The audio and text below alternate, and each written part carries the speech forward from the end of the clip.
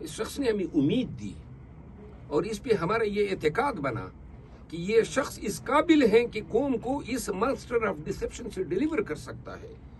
یہ شخص جو ہیں وہ قانون کی حکمرانی کے خواب کو عملی جامہ پہنا سکتا ہے, عدلیہ کو آزاد کر سکتا ہے, نظام کو بہتری کی طرف لا سکتا ہے. اور اس سڑے ہوئے بوسیدہ نظام جس نے 76 سالوں میں پاکستانیوں کو افلاس, بھوک, بدامنی, بے روزگاری, افراتفری اس سے دوچار کیا ہے, اس سے ہمیں بلو خلاصی دے سکتا ہے.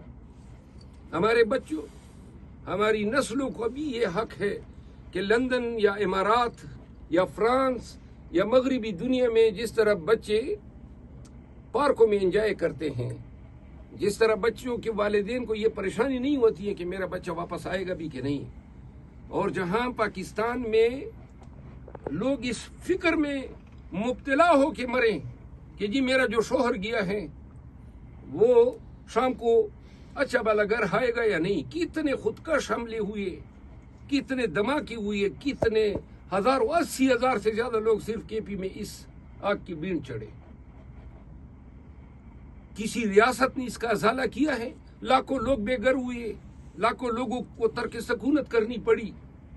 ایک سے ایک جناب علی ضرب عذب ہے, ضرب مومن ہے, فلاں ہیں, مشقیں ہوئی اور آپریشن ہوئے.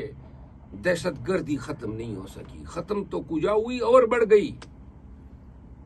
آپ کی فارن پالیسی, ایران کے ساتھ آپ کے تعلقات خراب, افغانستان کے ساتھ خراب, بھارت کے ساتھ خراب. یہ آپ کے نیبرز کی بات کر رہا ہوں, پوری دنیا چھوڑ دے. اور بیک اور کچکول اٹھایا ہوا ہے. ہر ملک میں جا کے مانگ رہے ہو ہمیں دو. قوم کو تو آپ نے اپنے پیروں پہ کھڑا کرنا تھا. 10 کروڑ روپے وزیر اعلیٰ صاحبہ سرکار کے خزانے سے جو ہیں وہ نیز عباس کو دی جاتی ہے, اور دوسری طرف جو ہیں کچکول اٹھائے پھر رہے ہیں ہمیں پیسے دو. قوم کو, اس پاکستان کو کون وہ روڈ میپ دے گا کہ 125 ارب ڈالر سے ہم کس طرح جان چھڑا پائیں گے؟ کون پاکستانیوں کو یہ باور کرائے گا کہ پاکستان میں بھی حقیقی ترقی کا خواب پائے تکمیل تک پہنچایا جا سکتا ہے؟ کسی کا ان لیڈرشپ پہ پاکستانیوں اپنے ذہن, اپنے گریبانوں میں جان کے دیکھ لو. آپ کو اعتماد ہے کہ نواز شریف یا اس کا بھائی یا زرداری صاحب یا کوئی دوسرا شخص ماں سوائے عمران خان کے ان خوابوں کی تعبیر آپ کو دے سکتا ہے؟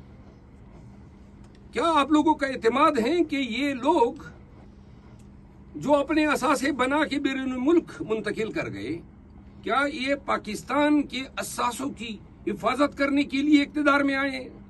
اقتدار تو انہوں نے چوری کیا ہے ہم سے, ہماری سیٹیں چوری کر کے اب یہ پاکستان کی خدمت کے لیے بیٹھے ہیں.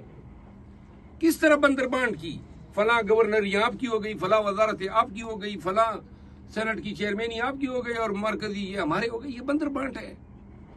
بلوچستان کی حکومت فلاں کی ہے, پنجاب کی فلاں کی ہے, اور ہم جو ہیں پاکستانی تماشا دیکھ رہے ہیں. عملاً ہم نے کیا کیا ہے؟ زیادہ سے زیادہ 3 لکیریں میسج لکھ کے ٹویٹر پہ ہم کہتے ہیں جی ہم نے حق اب الوطنی ادا کیا. اب الوطنی یہ نہیں ہے. یہ زندگی جو آپ اور ہم جی رہے ہیں, قطاروں میں فائلیں اٹھائے رشوت دینے کے لیے بندے ڈھونڈتے ہیں, یہ آپ کا نظام ہے. اسپتالوں کی حالت زار دیکھیں, بیوروکریسی کو دیکھیں. کچھ لوگ امیر سے امیر ترین ہو گئے, اور آدھے سے زیادہ پاکستان غربت کے نیچے لیول سے چلا گیا ہے.